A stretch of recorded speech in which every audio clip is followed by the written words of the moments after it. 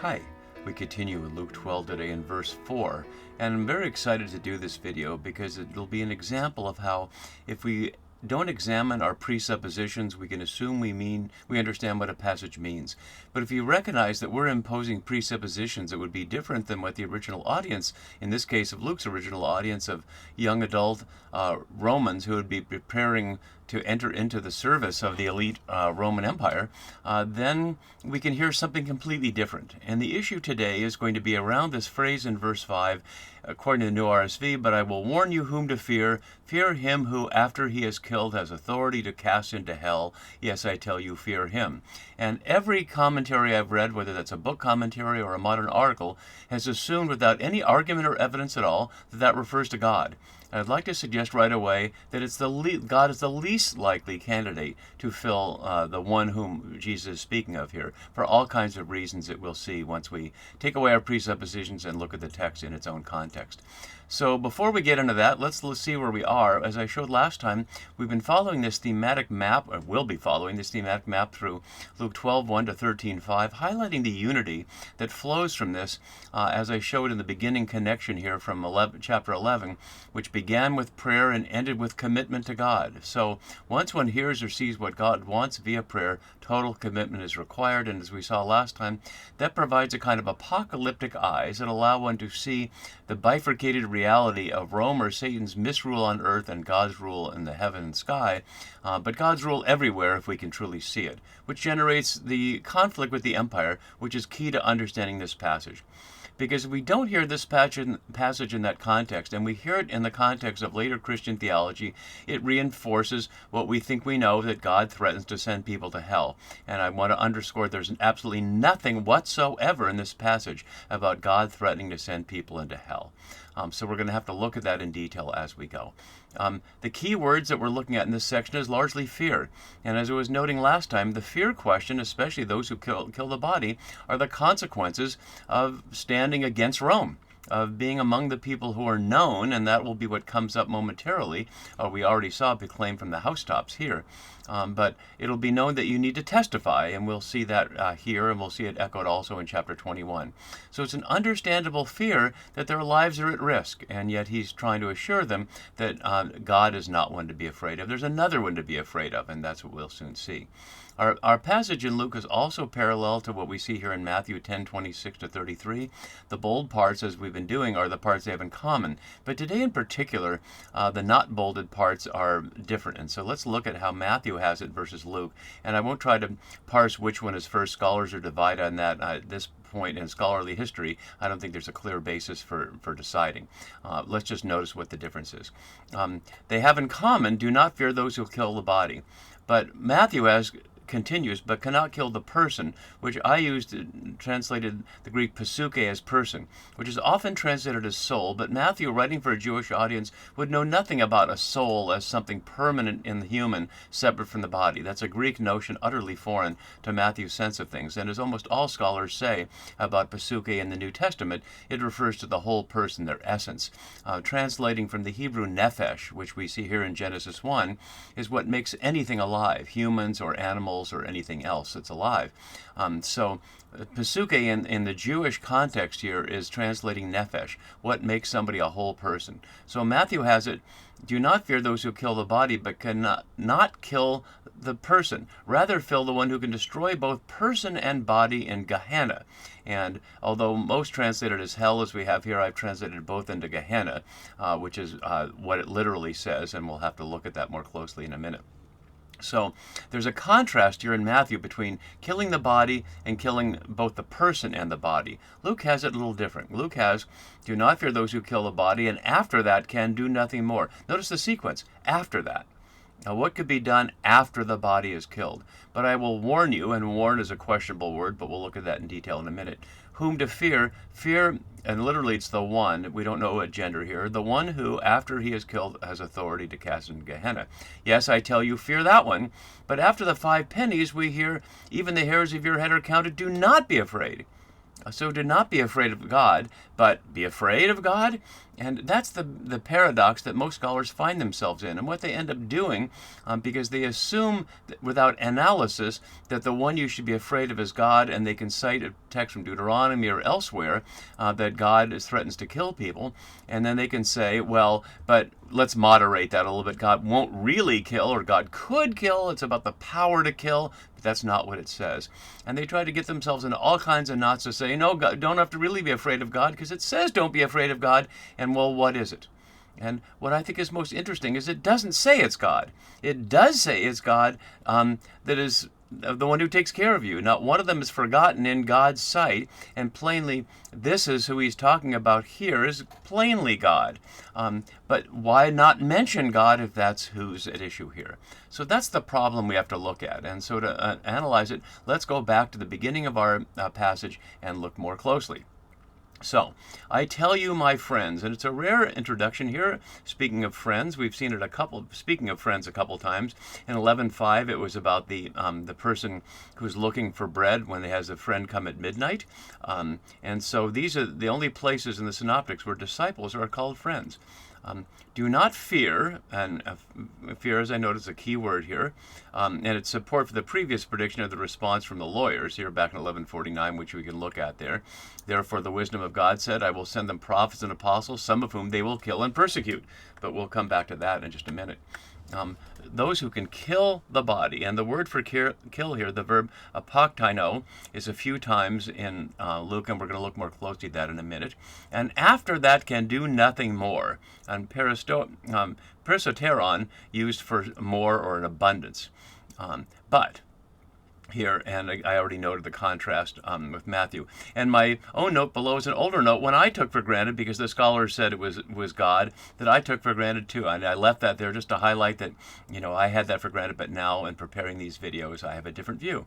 But I will warn you, and the word hupodeko here literally means to make known or explain, or to show secretly or to trace out. It's used elsewhere simply to make known or explain. So it doesn't have to be a warning. It's I could make known to you, I will reveal to you, or explain to you whom to fear.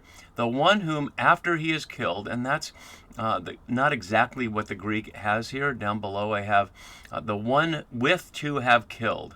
It's an odd thing, and obviously that doesn't form a grammatic sentence in English, but I wanted you to be able to hear the details. The one with, meta, to have killed. It's an aorist infinitive here, to have killed. And my note has attributing to God the power of life and death, but I just left that there. Has authority to cast into hell here. And one might ask, I'm going to ask here, is God ever described as one with particular authority? So we'll look at that in a minute. To cast, literally to throw, only here in the New Testament, embaline. Balo is used regularly in the exorcism passages to throw out demons. But embaline, to throw in, only here in the New Testament, as opposed to ekbalo, to throw out. And here the point is Gehenna. And Gehenna is only here in Luke Acts. It's not in the Septuagint, Philo, or Josephus. So there's no precedent in any scriptural text for Gehenna being thrown or anything. It is in the Hebrew Bible a couple of times in Jeremiah and elsewhere. Let's look at one example of it from Jeremiah 7:32, so we can see there. Therefore the days are surely coming, says Yahweh, when it will no more be called Taphe, or the valley of the sons of Hinnom, but the valley of slaughter. For they will bury in Tapha until there is no more room. The corpses of this people will be food for the birds of the air and for the animals of the earth. And so there we hear it as the valley of the son of Hinnom, Ben Hinnom, and hence Gehenna, Gah for valley, so Gehenna, as a place where dead bodies were put. And that's what we hear in an article by an archaeologist. This is from 1986, but it's still valid. Lloyd Bailey, the Gehenna, the topography of hell. And as he notes, several options for it just being the basic real estate in the environs of Jerusalem, which you can see today from this Google Maps image of it here. Just outside of Jerusalem, that street is Gehenna Street right there. It would be a nice street to live on, huh? But he goes on to talk about here parallels in First Enoch and elements of it being about being a place under the earth. That in Second Baruch, which is an apocryphal text from the time between the end of the Hebrew Bible and the New Testament, it says that Moses was shown the entrance to Gehenna. So as he notes here, Gehenna, both as the literal place there outside of Jerusalem where dead bodies were put, but also understood as an entry point to some future place of punishment. And as you can see that from the highlight up there. And so he highlights that had been understood as a garbage dump from an earlier rabbinic commentary from 1200 CE, which you can see here. But as he notes below, there's no evidence at all that that it was in fact a garbage dump. What it was a place that Jeremiah saw as other people, Canaanites, sacrificed children to their gods, usually understood as Moloch, or where later the Maccabees put the corpses of their dead enemies. And so in other words, Gehenna was not a place where souls go. It was a place specifically where bodies go, and they were cast into it. So who had authority to cast bodies into Gehenna? Let's look at authority in Luke and see if we can get some idea of how authority plays out here. So green here are God's authority, and red are human or satanic authority. So in the very beginning, we heard that the devil said that all the authority of the kingdoms of the world had been given to him. People are astounded at Jesus' authority several times here. He has authority to forgive sins. The centurion is a man set under authority, of course, from the empire.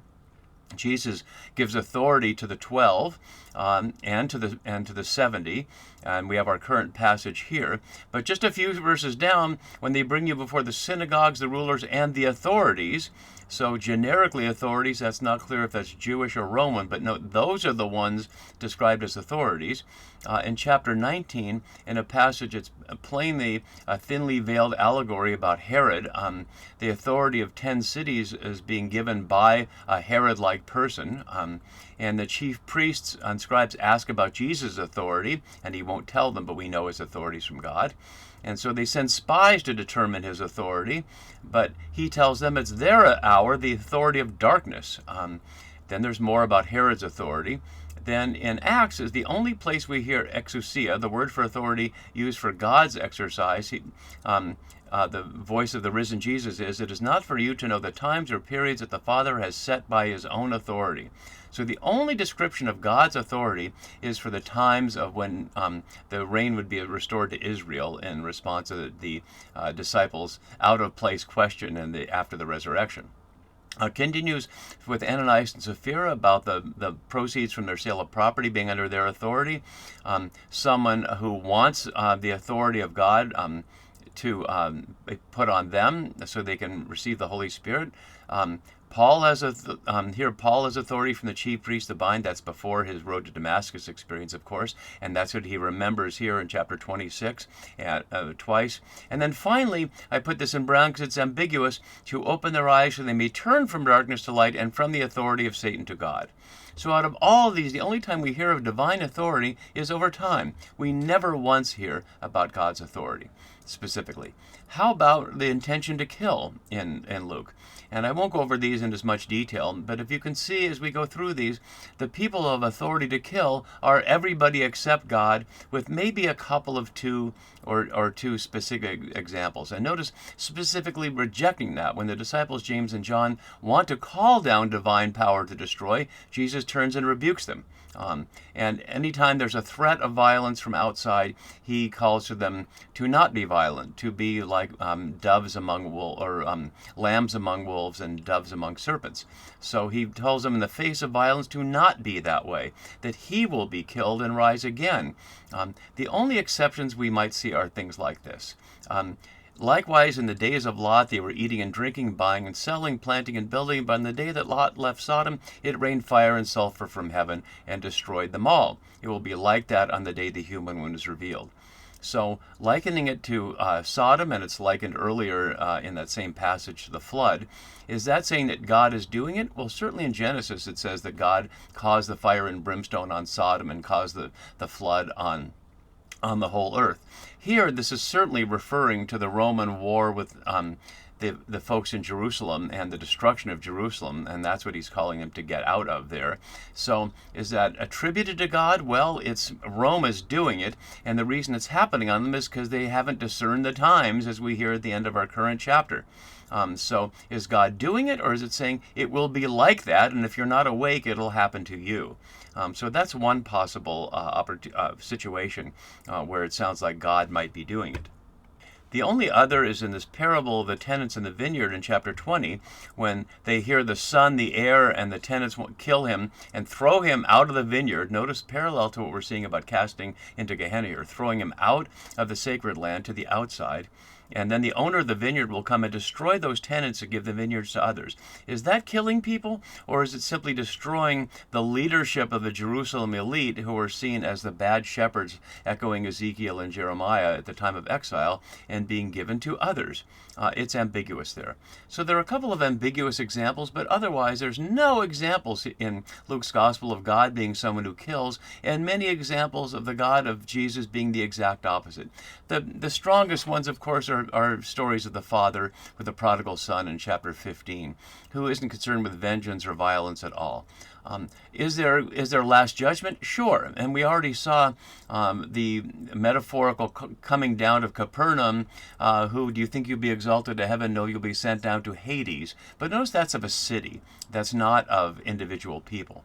And Luke was not the only writer of the time to understand this image of Gehenna. We also hear it in 1 Enoch, a text that Luke draws on a number of times. We've already seen it in the woes in the Sermon on the Plain. So we hear this from chapter 27 of 1 Enoch.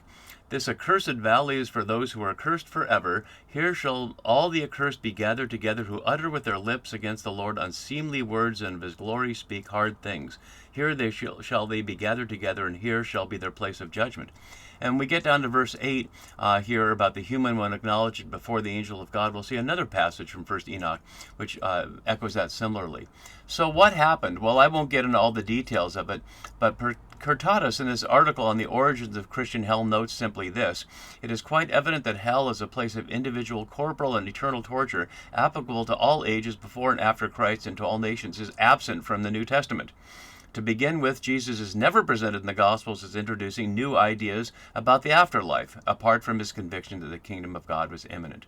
So and most scholars would agree with that easily. So it's not about sending into hell at all, and it's clearly Gehenna, and it's certainly a strong argument can be made. Hopefully I made as strong a one as I can make to highlight that it is most likely not God, but someone like the empire. And the point of casting in Gehenna, like it was for the Maccabees and others, is to dishonor the body after death. So as Luke highlights, be afraid of those who after death has authority to cast in Gehenna, was to say not only to kill you, but to destroy your reputation, to have your name be completely dishonored. And we can see a nice parallel with that around the question of even the hairs of your head are counted. And I'll get back to the sparrows in a minute, but we hear in chapter 21:18 this. Just looking up a couple verses earlier, you will be betrayed by parents and brothers, relatives and friends, and they will put some of you to death. Echoing something we'll see later in chapter 12 of the gospel will divide right between families. You will be hated by all because of my name, but not a hair of your head will perish.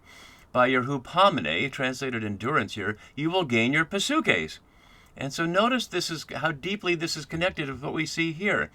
If you persevere, which is to say, I like to translate hupomene as faithful resistance, if in the face of betrayal and the death threats you're not afraid, but stand firm and witness to Jesus, even if they hate you, you will gain your pasuke. In other words, your reputation, your sense of who you are will be maintained before God, as we see precisely in our passage about acknowledging before God the human will acknowledge before the angels of God, but if not, then not. And so, plainly in the connection with your hairs being counted, I think we can hear that as parallel, highlighting that it's agents of the empire who are the threat here, those that one should be afraid of, not God. So let's just briefly finish our couple of verses here, and we'll go on to the next part of it next video. Are not 5 sparrows sold for 2 pennies? Luke has a little different transaction. Are not 2 sparrows sold for a penny? I guess that's a slightly better deal here. The word for sparrow is struthia, and it's only in those 2 places. As noted here from Fitzmyer, the sparrows, though a threat to crops, were regarded as good to eat, well worth their cheap price and sought after as food by the poor. And Marshall notes any small bird used for food, since sparrows were not in fact eaten. So that's hard to know which one of those is true about food in the ancient world, but there you have that. Either way, sold for 2 pennies. As Trainer notes, these sparrows, like all animals and plant life, organic and inorganic matter that constitute the planet, are valued eternally by God, irrespective of the disrespect and treatment they receive from humans. And of course, that echoes Genesis 1, where God looks out at all creation and calls it all good. Not one of them is forgotten in God's sight. And the word for forgotten here, epilellos menon, is only here in Luke. It's only used 2 times in Isaiah, and they're both worth looking at, because one is positive and one is negative in relation to our passage. Let's look at 44:21 first. Remember these things, O Jacob and Israel, for you are my servant. I formed you, and you are my servant, O Israel. You will not be forgotten by me. So a promise that Yahweh will not forget Israel. But in 65, the flip side. Whoever invokes a blessing in the land shall bless by the God of faithfulness, and whoever takes an oath in the land shall swear by the God of faithfulness, because the former troubles are forgotten and are hidden from my sight. I am about to create new heavens and new earth. The former things shall not be remembered. So it's good that God forgets the bad things, and it's good that God remembers God's people. And so that's consistent from Isaiah and consistent here, literally in God's face, or in God's sight. Even the hairs of your head are all counted. And it's curious that the word for counting, arithmentai, is only here in a couple other places. There's actually not much counting in the New Testament. So here's the key point. Do not be afraid. And that's the point. It's not, well, fear that one, but 2 verses later, don't be afraid. No, God is not one to be afraid of. You are of more value than many sparrows. So that gets us through this, and I hope that's clear enough. If it's not, feel free to put a comment on the channel page there, and I'll be glad to engage it with you further. And we'll continue with our first section of this next time. See you then.